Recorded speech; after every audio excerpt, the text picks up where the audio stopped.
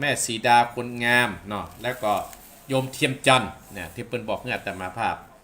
และทางฝั่งนี่ก็แม่สาวรักษ์เนี่ยแม่สาวรักษ์พิวงศ์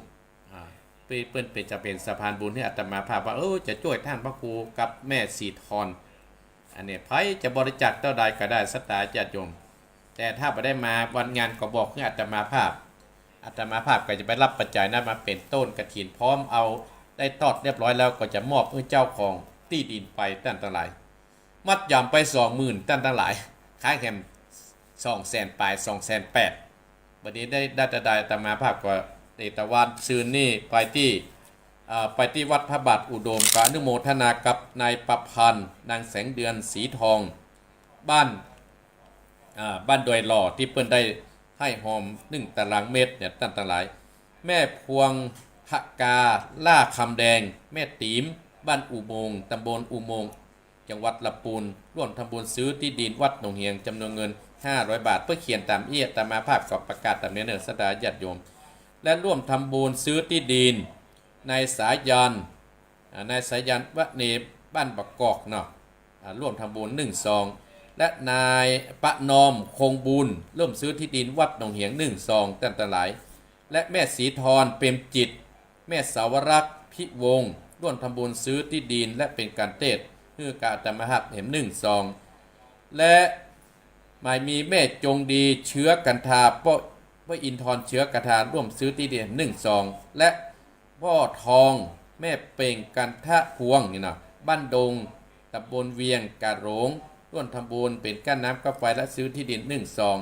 และขออนุโมทนากับแม่ครูเพลินพิษที่พึกบ้านแป้นอำเภอเมืองจังหวัดลำพูนร่วมเป็นการเทศพร้อมกับซื้อที่1 ซองตั้งแต่หลายครอบครัวของพ่อบุญตันแม่แสงลาบป่าไร่บ้านจีดี3 ยอดบ้านเดือนตำบลอำเภอป่าซางจังหวัดลำพูนพ่อบุญตันเนอไปตานเตียนที่วัดจีดี3 ยอดเดี๋ยวรอท่านก็ได้ประมาณบ่าย 2เนอจะมาปรับกันนั้นและพ่อบุญธรรมแม่รัตนาสังคำฟั่นบ้านปุ่งหนองตำบลเวียงอำเภอเวียงปะเป้าและแม่นิดก่อนสอนนี่กันนะก่อนสวรรค์ทำบุญเพื่อการตมาแหม1 ซองอนุโมทนาสาธุโดยอันนี้ก็ไม่มีศรัทธานางรัตดาวันโสมธานีอำเภอหางโดงร่วมทำบุญกับอาตมา3 ตาราง900 บาทและโยมพลอากาศทศพรนางปริชาติร่วมทำบุญแห่ง7 ตารางวา2,100 บาทและนายสิทธัตถ์นางวาสนาพิวงงามบ้านต้นแห่งหลวงร่วมทำบุญแห่ง900 บาทอนุโมทนาสาธุเด้อขอให้เป็นบุญเป็นกุศลในนี้กันเริ่มมาและศรัทธาญาติโยมเนาะ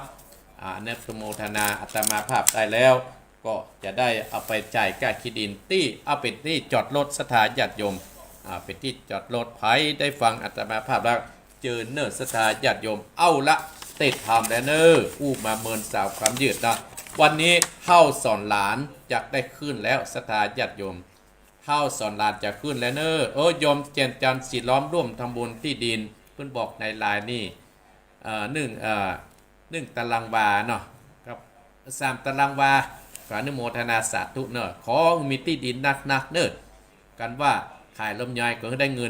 นแสนเงินล้านเนอโยมเนอขายที่ร่วมกินร่วมตามสร้างที่ดินขยายเขตวัดก็อนุโมทนาก็ขอเกิดมาแห่งจัดก็มีที่ดินนักเนอเจ็บที่ไหนปวดที่ไหนก็ให้มันหอมมันหายต่อไปฟังน้ำฟังธรรมต่อไปเนอชื่อว่าเท่าสอนล้านเต็ดศรัทธาญาติโยมย้อมจิตย้อมใจศรัทธาต้านผู้ฟังณบัดนี้นะโมตัสสะภะคะวะโตอะระหะโตสัมมาสัมพุทธัสสะสาสุสังรัปปะเตปัญญันติสัตตะโบปังดุดาสัพโพติสัตตั้งหลายตั้งยิงใจดุมเตาตั้งสัตตะเก้าจุคนตั้นผู้ฟัง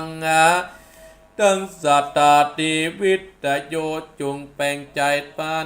มันอยากคิดสอดดันไปตั้งนายตั้งหลายจงอดใจฟังไป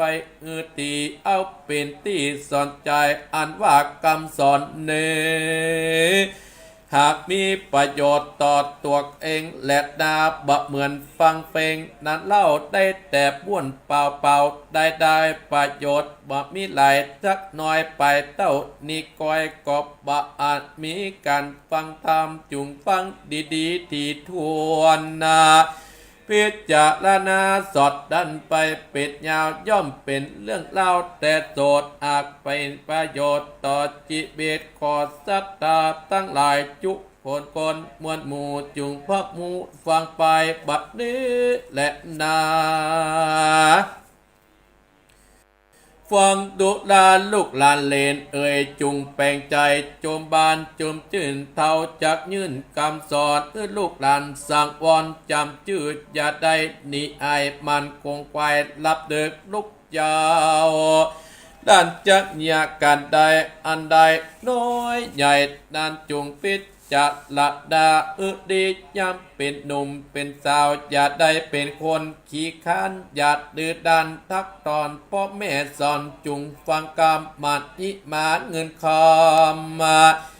เพื่อจักได้สุขเจยบานแม้จะมีกู้ปันกับตนเอาตัวเป็นปวกเมียนั้นเล่าหลานอยากมนตาพอ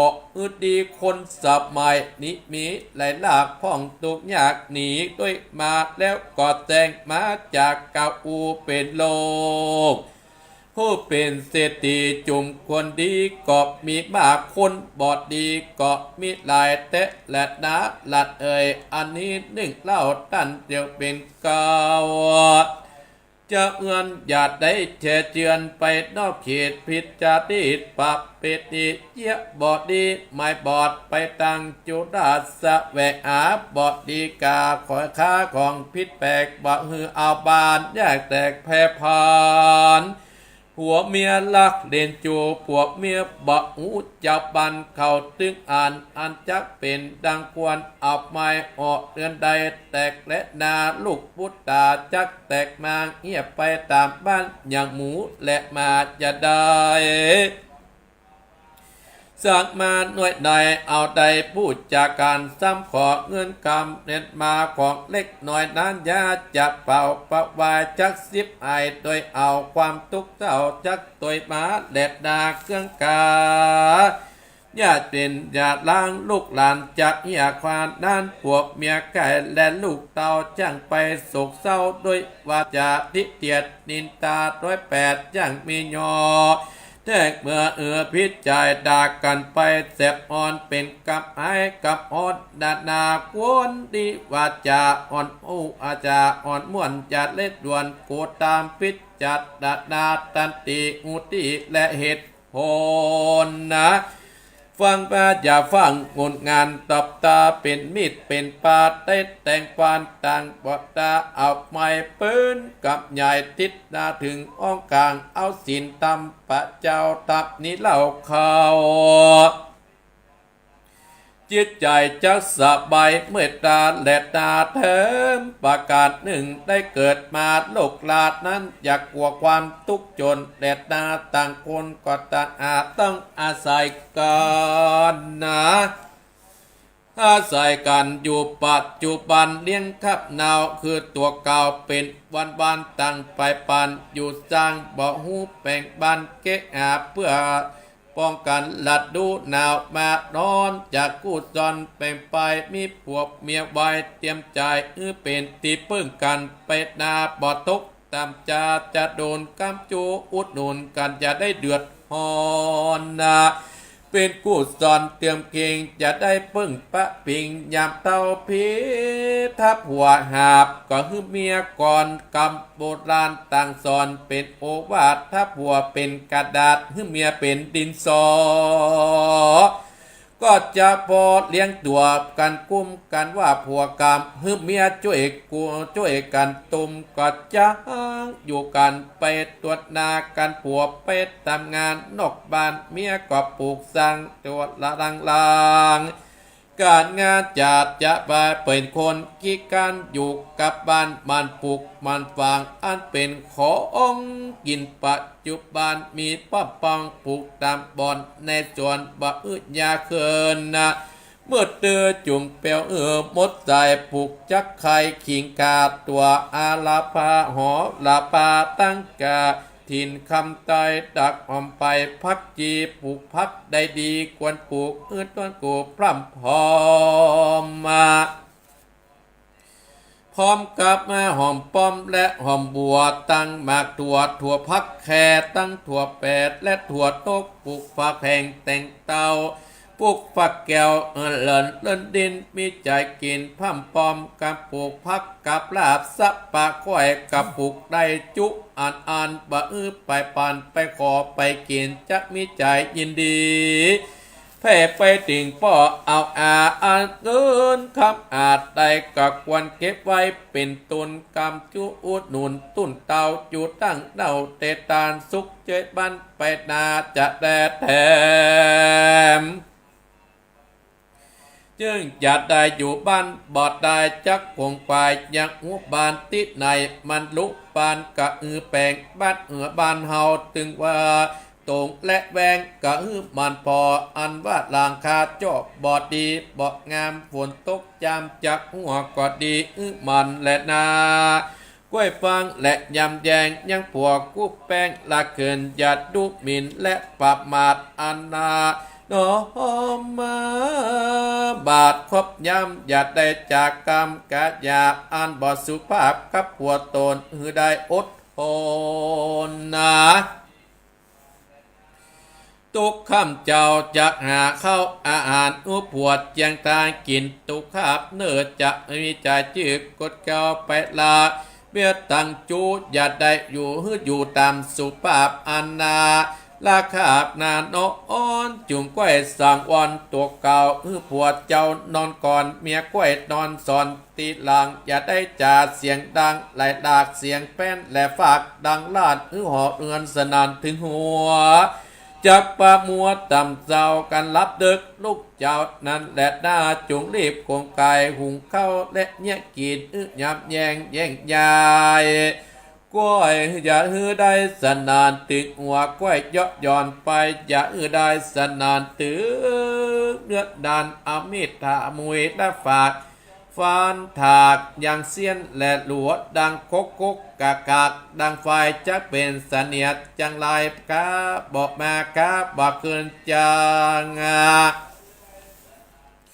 การทำบุญมีใจหนุนใส่บาปมีศีลสะอาดและภิกขุศัพท์มาเนนจักเป็นที่จุ่มและเย็นนะจะได้ขี้การกัดงานก็เอาลูกน้อยมาตีกลางเอามาเป็ดอ่างยังกันยังงานจับลางคนก็เป็นคนขี้ค้านอยู่บ้านบ่ได้รับเมื่อเมื่อวานนะว่าไปปานเกิดรอดชีวิตขาดเงาไปอยู่บ่เงียเวียกเงียการสั่งสักสิ่งอันน้อมใจลิงลูเวียกการบ่ปล่อยสะวางกายเอาบ้านเปิ้นไปบ้านเหนือบ้านใต้วันตกออกบอกหูจากพี่ปอกลองมาล้างคนมักมาแต่งตัวมา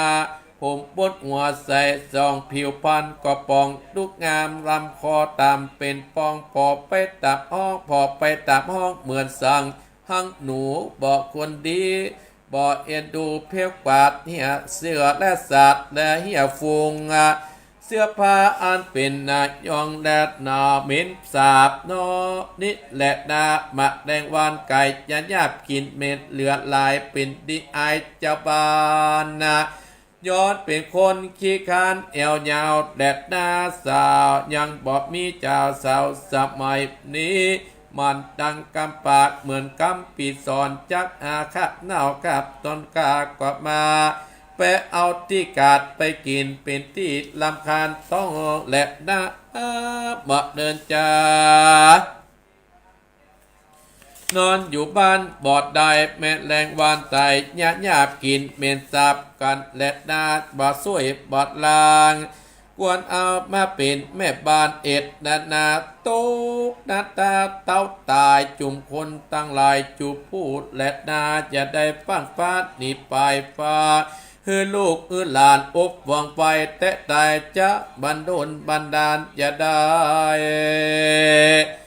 ที่เกิดมาไปอีกเงินคำน้อยใหญ่จักวันเอาฝากเมียไว้จุลนในข้ามนาอีกหนึ่งก็เลี้ยงลูกเต่ากระดาโศกาคงปิดจัดลัดนาแดดนาบ่าวน้อยและสาวจีต่างไขวัดตีกินน้ำและดาดการกุศลด้านตั้นตั้งหลายจะได้ละการแก้วกดดาเฮือมันกาตามบุญสร้างบุญสร้างกุศลเพียวบันเพียวจองนิติต่างคิญาสังวัดากัมปัจเจ้าสอนคนเท่าลันเหลนกอบบังคมสมเลสเดชเอาละสตาญาติโยมทั้งหลาย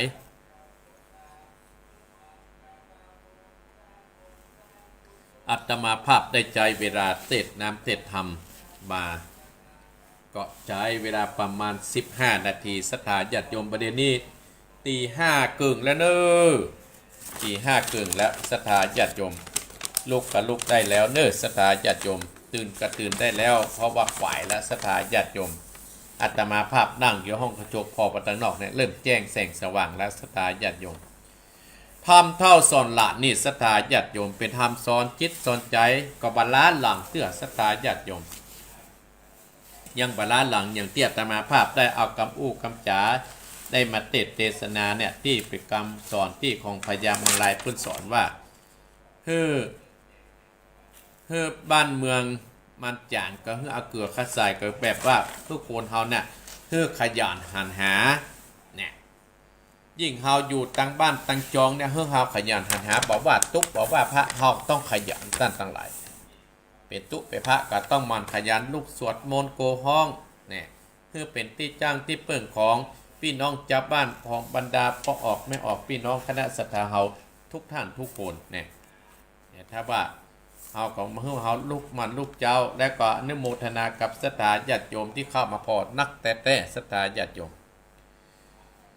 ทำเท่าสอนหลานเนี่ยศรัทธาเพราะว่าคนสมัยนี้มีหลายแบบเนี่ย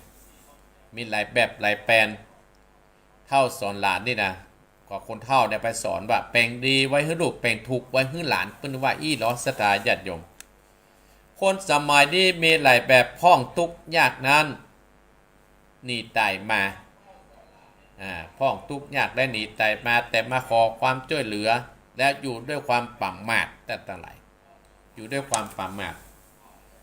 ทรัพย์สินเงินทองที่หามาได้นั่นกอบมาได้หายสิ้นไปยังทำสิทธิขอตานเนี่ยตั้งเท่าไหร่ที่อาตมาภาพติด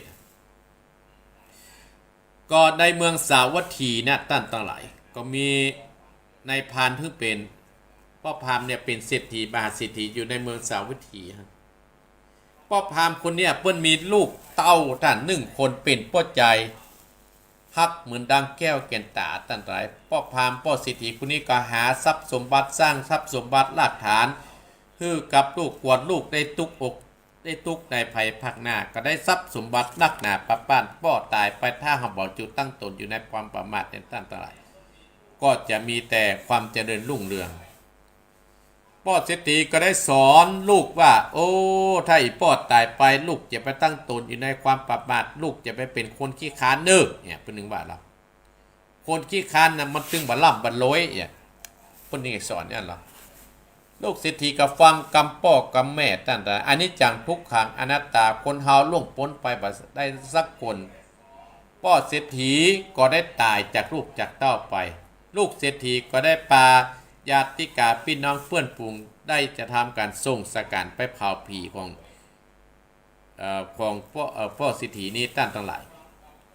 เมื่อพ่อเศรษฐีตายไปลูกก็ได้ขึ้นมาเป็นเจ้าเขาข้องเจ้าของแตนเป็นเศรษฐีแตนพ่อแตนแม่ก็มีเปื้อนเต็มบ้านเต็มเมืองตั้งหลาย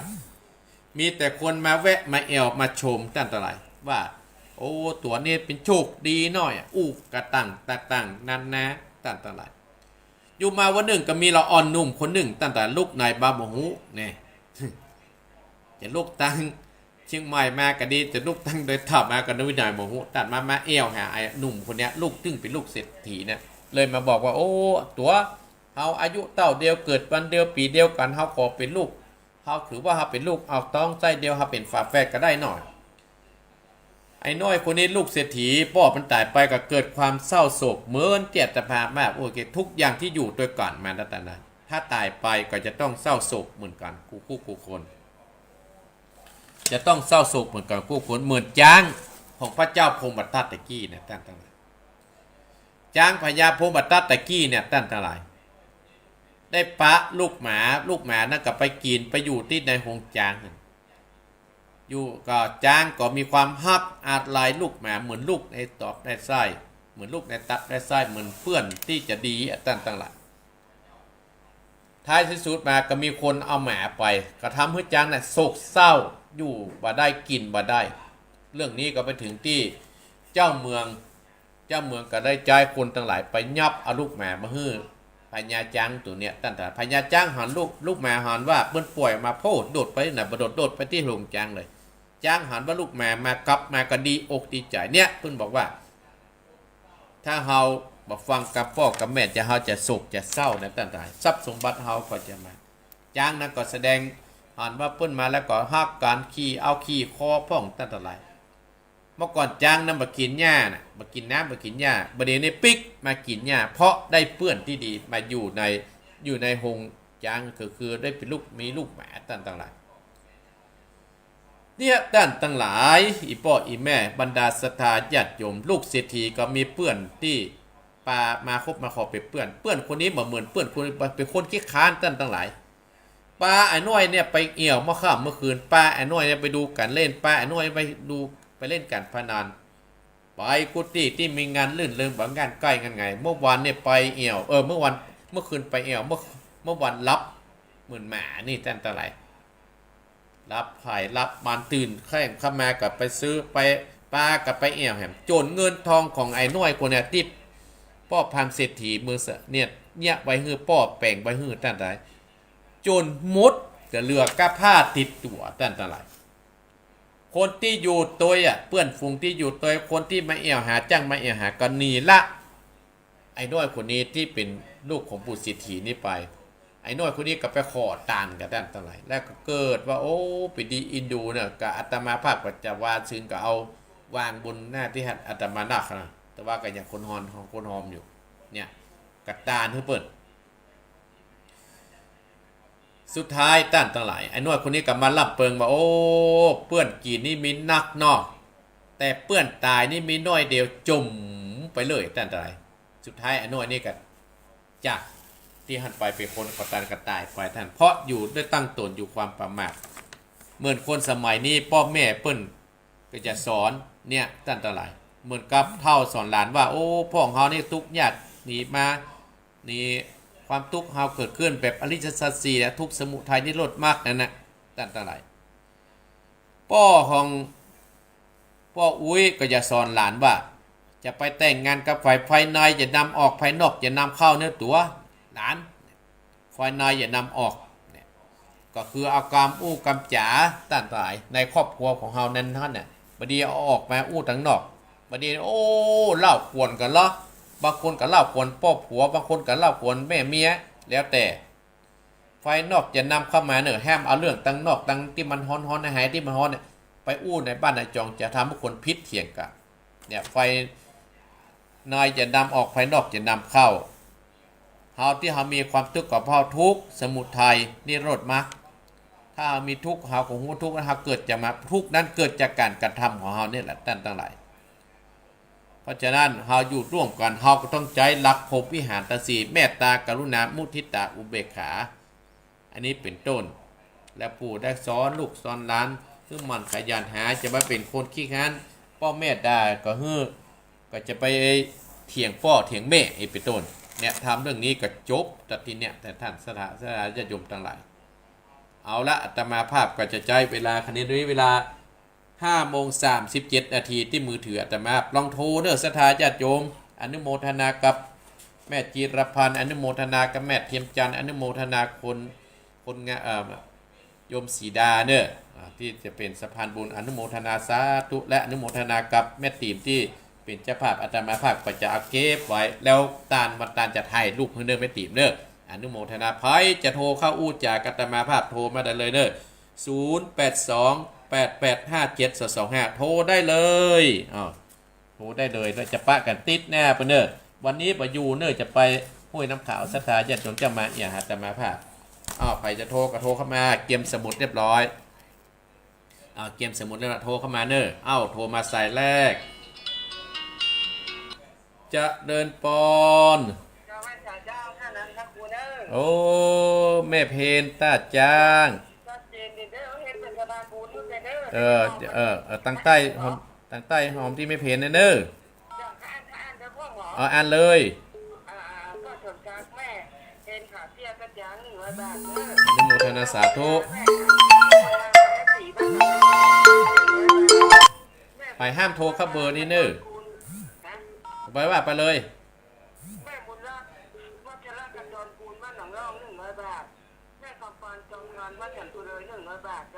อนุโมทนาเนอะอนุโมทนาสายต่อไปเจริญปอน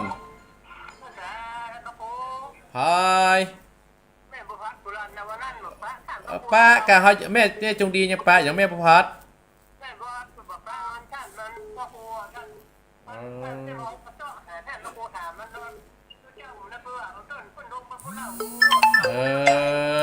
อ่านกะ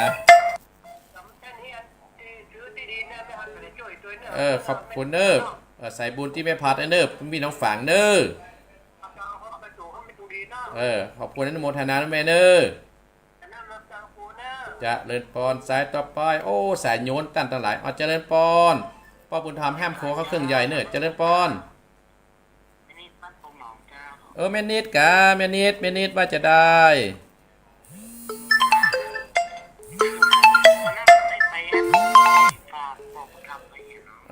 ได้บ้านได้กี่แล้วแม่นิดปรุงหนองเนอะยินดีเนอะสายต่อไปโทรคุณน้อยเอาเวลาจะหมดเจริญปอนแม่สีทอน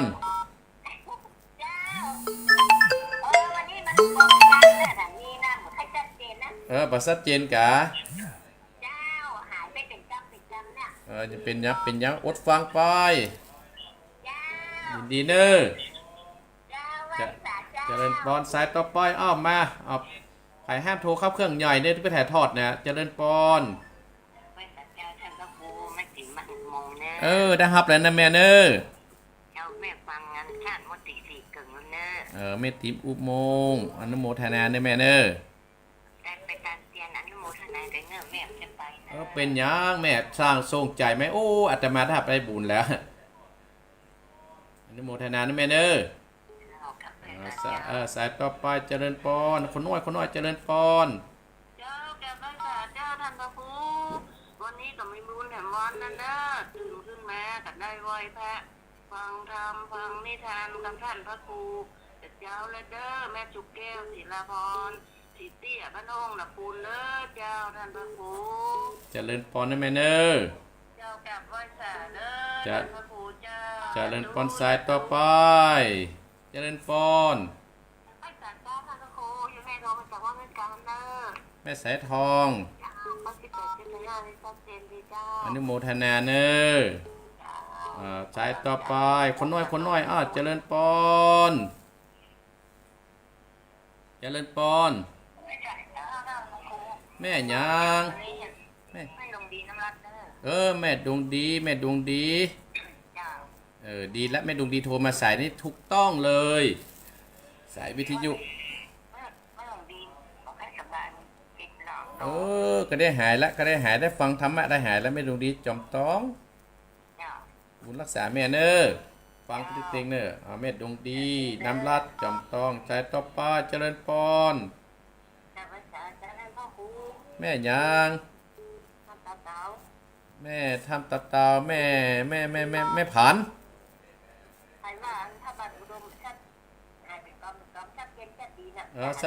สัดกินเนาะดีอนุโมทนาเนาะดีนะแม่เนอสาเจริญปอนสายต่อไปเจริญปอนแม่สาเจ้าทันตะคูแม่สาวรักกันเนี่ยเจ้าอยู่ไหนเนี่ยเชียงใหม่เจ้าวิทยุไหนฟังโทรศัพท์เจ้าอนุโมทนาชัดเจนดีเนาะเจ้าไว้สา อนุโมทนาแม่สาวรักษ์เนอสายต่อไปเจริญพรโอ้อันนี้สายมานี้เอามาเจริญพรเจริญพรอะไรหาสายค้างละฮะเจริญพรแม่ยังต้องไฟด้วยแดนจ้าโอ้ต้องฝ่ายโดยแดนแม่พันน่ะแม่พันจะไปตามเตียนฮะนะไม่ใส่พีนเจ้าไม่ใส่พินจ้าไม่ใส่พินจะอันจะไปตามเตียนวัดหอนะได้ยินแล้วเนาะเจ้าก็ได้จะประกาศของกรรมเนอพ่อดุลบอกเจ้ายินดีเนอโมทนาแล้วกับไม่สาเจ้าเจริญพรแม่สายพินสายต่อไปเจริญพรเจริญพรแม่เรือนแม่เรือนจบพอดี วันนี้พอดีสถาสายมันนี่นะไม่เรือนเนอร์ไม่ได้ตัดนะจะโทร2-3 สายเลยก็จะได้ประกาศเลื่อนการเตียนเจริญพรโทรเข้ามาเนอร์0828857225โทรแล้วโทรโทรเนี่ยเจริญพรแม่ยัง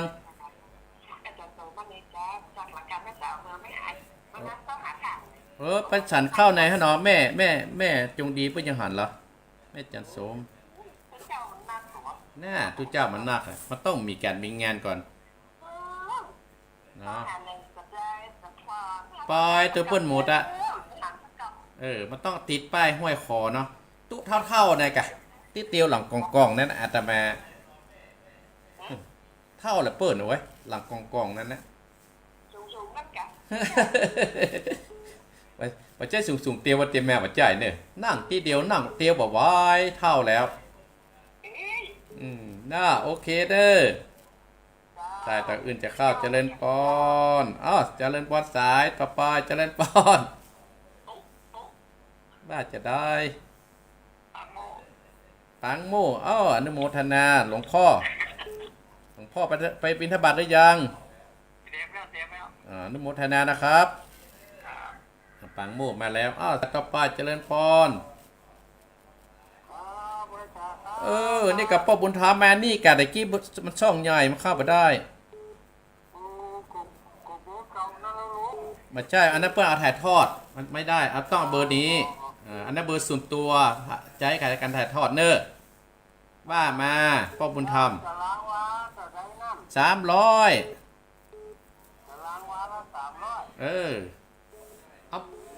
อนุโมทนาคนกึ่งตารางวาก็ได้เนอะ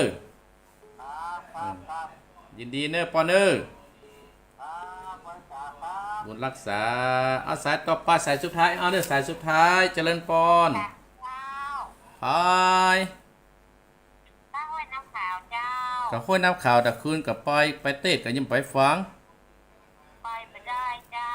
หูข่าวว่าไปแบบไปฟังล้อไปเจ้าอนุโมทนาห้วยขาวเนอะจะเลิญพรเจริญสายแม่เจริญพรเจ้ากับวัดสาเจ้าท่านพระครูเจ้าแม่ยังแม่ขมูลเจ้าป้าป้าเจ้า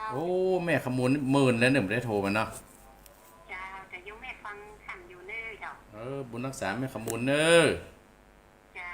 กับวัดสาเน้อจะเลิญพรปอดอนัสถานะอาตมาภาพก็จบในการรับโทรศัพท์เนอะอาตมาภาพปิดโทรศัพท์ไปเนอะศรัทธาญาติโยมวันที่22พี่น้องสายใต้เนอะบ้านดอยแดนก็ดีเหล่ายาวเหนือเหล่ายาวใต้ก็ดีที่เคยรู้จักอาตมาภาพจะได้ไปตานเตียนเป็นปีที่11แล้วกันเนาะศรัทธาญาติโยมเนาะปีนี้ก็จะไปตานที่เขาจะพบปะกันที่โดยหลังถ้ำเนอะเป็นวัดแรกเวลา 9 โมงใครจะไปตัวหาอาตมาอยู่ตรงนั้นโดยหลังถ้ำเวลา 9 โมงเจอกันที่โดยหลังถ้ำจากตันโดยหลังถ้ำแล้วก็จะลงมาที่สำนักสงฆ์ผาแท่นจากผาแท่นแล้วก็จะไปโดยสี2 เมืองจากโดยสี2 เมืองแล้วพี่น้องโดยแดนก็อาตมาภาพจะไปถึงประมาณ10 โมงปลายตัดท่านนะก็ย่านกับปะกันที่โดยหลังถ้ำก็ได้เนาะได้ร่วมทำบุญด้วยกันโดยแดนนี่ก็ประมาณ10 โมงปลายจาก10 แล้วก็จะไปที่วัดป่ายางหลวงบาจิตเนอบ้านสันมะเหยืองเนอแล้วจากนั้นก็จะไปกินข้าวที่วัดเจ้าตนหลวง 11 โมงครึ่งกินข้าวที่พระเจ้าตนหลวงคือสถาเพื่อกินข้าวเพื่อจะห่อข้าวกันไป จากพระเจ้าตนหลวงแล้วก็จะไปปุ้นวัดเหล่ายาวเหนือ วัดประกับตองบ้านท่านแอดครูบาแอดเนอจากครูบาแอดแล้วเรียบร้อยแล้วก็จะไปวัดเจดีย์สามยอดพ่อบุญตาเนอแล้วจากนั้นก็ไปสุดท้ายที่วัดพระเจ้าตะเขียววันที่22ท่านทั้งหลายอันนี้อาตมาภาพแจ้งรายการตามเตียนประจำปีของอาตมาตามผู้ฟังของอาตมาภาพได้ยินแล้วก็ประสาทสัมพันธ์บอกต่อประโดยอนุโมทนากับแม่เพนคนชู้ชีวิตตาจางที่จะเป็นสะพานบุญและได้หอมแก้ที่ดินตาได้ก็ได้แล้วแต่เจตนาของท่านวันนี้ที่ดินเนี่ยเปิ้ลอาตมาภาพมัดจำไป 20,000 ค่าเห็นไปมัน 200,000 ปลายสตาญาติโยมจัดตานวันที่11เดือนพฤศจิกายนเนอตานวันที่11เดือนพฤศจิกายน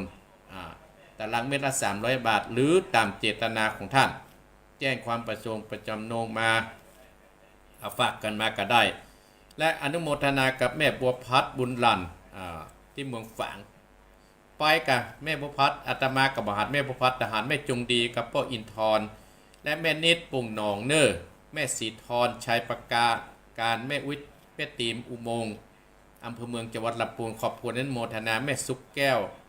และแม่ใส่ทองห้วยการแม่ดวงดีจอมตองน้ำรัดเนอแม่บัว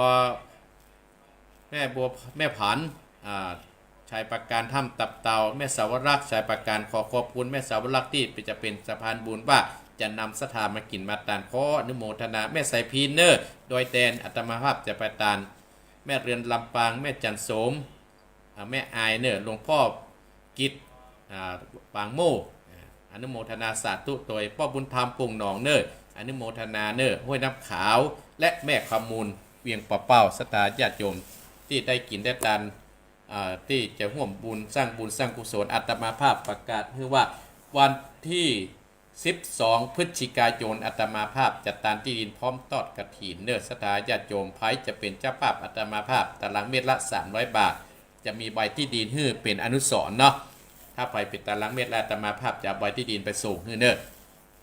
แต่ต้องนัดกับปิดจุดเนี่ยถ้าอาตมามีโอกาสจะไปฮื้อเนาะบ่ต้องมีการมีงานก็ได้แต่นัดปิดจุดสถาญาติโยมเพียงป้าที่นัดบ้านแม่จีรพันธ์ก็ได้บ้านปุ้นก็ได้บ้านปุ่งหนองก็ดีเนอะเอิ้นมาเถอะถ้ามีโอกาสจะไปฮื้อเนาะแล้วจะใบที่ดินไปฮื้อเขียนไปมอบเป็นที่ระลึกฮื้อเนาะสตาญาติโยมแล้วแต่เจตนาไผจะให้จะหอมการตามที่ดินมันจะตานกันง่ายๆนะสตาญาติโยมเพราะว่าบันที่นี่มันติดกับวัดสถาญาติโยมโยมเพื่อกับใจดีนะถ้าได้ปีนี้ท่านตานได้ที่อีกก็เป็นยังเนี่ยอาตมาภาพก็พยายามจะใจเปิ้นสิ้นปีวันที่12นี่แหละสถาญาติโยมเอาละอาตมาภาพอนุโมทนาขอบคุณบรรดาศรัทธาบรรดาพ่ออุ้ยแม่อุ้ยพ่อออกแม่ออกเนอด้านผู้ฟังเนอพบกันนะวันติดหน้าเนอสถาญาติโยมพบกันวันติดหน้าแห่งกรรมพบกันกับวันติดหน้าแห่งกรรมภายจะร่วมอาตมาทุกวันติดตั้งแต่วันนี้เป็นต้นไปอาตมาภาพก็จะได้ชื่อมาประกาศในรายการของอาตมาภาพเนาะบัดนี้ก็ค่ายแห่ง280,000สถาญาติโยมค่ายเป็น280,000ภายจะให้จะหอมแต่ว่านี่ก็มีโดนจื้นลืมจื้อไปแล้วสถาญาติโยมมีนามของย่ามพุ่นในจื้อโดนจื้นปอกบนนี่โดยรอนี่ก็มีแม่เดือนแม่แสงเดือนเนี่ยเพื่อนมาให้มาหอมถึงวัดเลยนะสถาญาติโอ้ก็อีดูเพื่อนนะวันนี้ภายบัดต้องมาเนอะ ภายห้ามมาวัดติดวันนี้เพราะว่าแต่มาห้าบอยู่ไปห้วยน้ำขาวถ้ามาแล้วเสียเวลาสถาญาติโยมถ้าจะมากับมาหาอาตมาภาพกรรมที่0871774469เนี่ยนะถ้าภายจะมาหาจดไว้เนอะถ่ายภายจะให้จะหอมที่ดินกับอาตมาภาพจดไว้โอ้ตุ๊ท่านพระครูนี่รวมกันนี่ได้20 คนเนอะมีที่บ้านนี่มาเอาได้ก่อนเราก็จะไปเฮ้ยพร้อมใบที่ดินโทรมาที่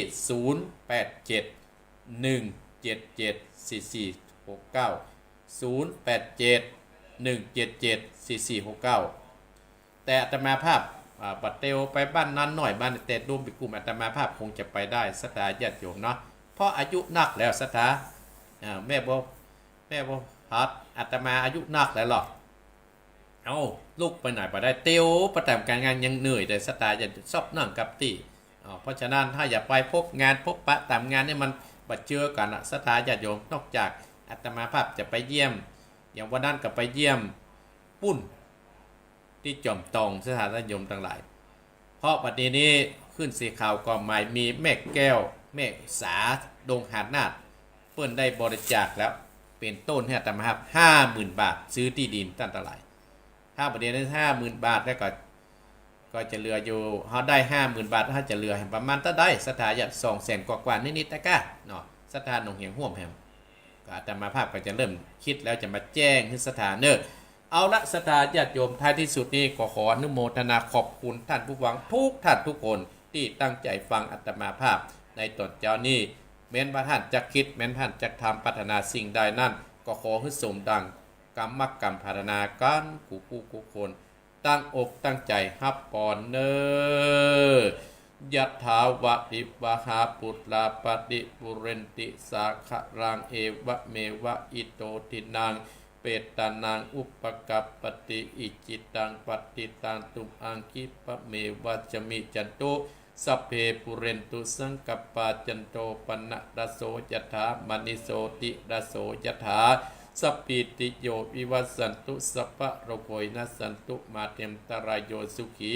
ที่คายุโกภวะอภิวาทนาสีริสะนิจังอุตตาปจายโนจัตตารโรธรรมาวัฏันติอายุวันโนสุขังพระลัง